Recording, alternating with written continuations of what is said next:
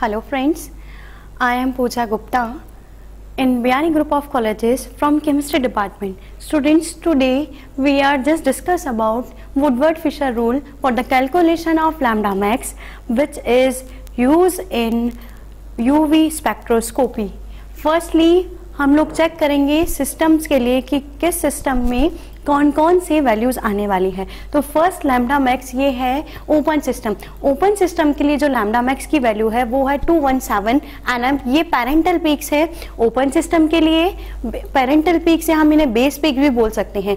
ये है homo annular diene. Homo annular diene के लिए लैम्डा मैक्स 253 nm है और this one is hetero annular diene जिसके लिए लैम्डा मैक्स की वैल्यू 214 nm है।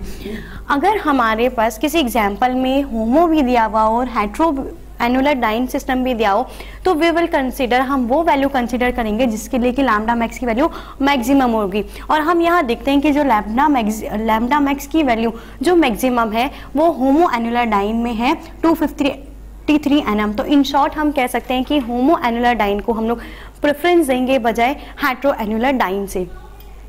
अब देखिए इंक्रीमेंट्स हम लोग देखते हैं। इस रिंग के बाहर अगर हमें इस तरह से डबल बॉन्ड मिले तो ये है एक्सोसाइक्लिक डबल बॉन्ड। ये सारे इंक्रीमेंट्स हैं।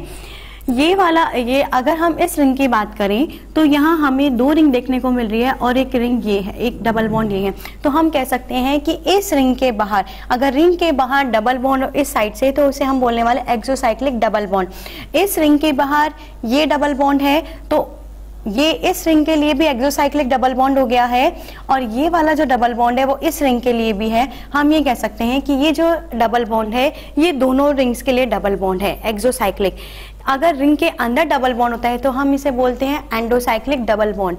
ठीक है, अगर हम देखें इस केस में तो यहाँ इस रिंग के बाहर डबल बॉन्ड है तो ये कहा जा सकता है कि ये वाला डबल बॉन्ड फर्स्ट रिंग के लिए तो एक्सोसाइक्लिक है, लेकिन सेकंड रिंग के लिए ये जो डबल बॉन्ड है वो एंडोसाइक्लिक डबल बॉन्ड है। ठीक है, उसके बाद हम देखते हैं इंक्रीमेंट्स। अगर कोई भी अल्काइल ग्रुप लगा हुआ है तो हमें +5 ऐड करने हैं, +5 का वहाँ इंक्रीमेंट होगा। अगर एक्सोसाइक्लिक डबल बॉन्ड है जैसा हमने यहाँ देखा तो हमें +5 nm ऐड करना है। और अगर डबल बॉन्ड एक्सटेंशन है, इसका मतलब मोर देन 2 डबल बॉन्ड्स हैं, तो हमें डबल बॉन्ड एक्सटेंशन को काउंट करना है और उसके लिए वैल्यू हो जाएगी 30। अगर 4 डबल बॉन्ड्स होंगे तो वो 30 × 2 यानी कि 60 हो जाएंगे। फर्दर और वो इंक्रीज होते जाएंगे। अब हम एग्जाम्पल की बात करते हैं। फर्स्ट एग्जाम्पल हमने देखा, यहाँ हम देख रहे हैं कि हमें जो सिस्टम मिल रहा है वो होमो एनुलर मिल रहा है। हमने यहाँ जो एग्जाम्पल देखा, एग्जाम्पल में हमें हेट्रो एनुलर डाइन मिल रही है। हेट्रो एनुलर डाइन है, ये देखिए ये ट्रांस वाला बॉन्ड हमें बनता हुआ दिखाई दे रहा है, इसलिए जो बेस वैल्यू हो जाएगी वो होगी 215 nm। अब बात करते हैं हम रिंग रेजिड्यू, क्योंकि हमने फर्स्ट पढ़ा हम एल्काइल सब्स्टिट्यूएंट या रिंग रेजिड्यू देखेंगे और उसके हम +5 nm इंक्रीमेंट करेंगे। तो यहाँ रिंग रेजिड्यू आप लोग कैसे देखने वाले हैं, डबल बॉन्ड के जस्ट पास वाला बॉन्ड, क्योंकि ये डबल बॉन्ड कंटिन्यूशन में है। तो 1, this is 2, this is 3 and this is 4।